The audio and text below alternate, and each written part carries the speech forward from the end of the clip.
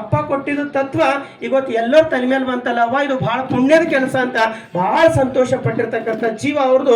ಜೊತೆಗೆ ಜಯಗುರು ಬಸವಣ್ಣ ಅಂತ ಅವ್ರು ಬರೆದಿರ್ತಕ್ಕಂಥ ಗೀತೆ ಪೂಜ್ಯಶ್ರೀ ಅಕ್ಕನವರು ಅದಕ್ಕೆ ಸಂಗೀತ ಕೊಟ್ಟು ಗಾಯಕರಿಂದ ಹಾಡಿಸಿದಾಗ ಇಷ್ಟು ಸಂತೋಷ ಪಡ್ತಾರಂದ್ರೆ ಅವ್ವ ಇದು ಎಲ್ಲ ಕಡೆ ಕೇಳ್ತಾರೆ ನೋಡು, ಎಲ್ಲರೂ ಸಂತೋಷ ಪಡ್ತಾರೆ ನೋಡು. ಅಂದ್ರೆ ಪ್ರತಿಯೊಂದರಲ್ಲಿ ಸಂತೋಷ ಪಡ್ತಕ್ಕಂಥ ಭಾವ ಪರಮ ಪೂಜ್ಯರದಿತ್ತು.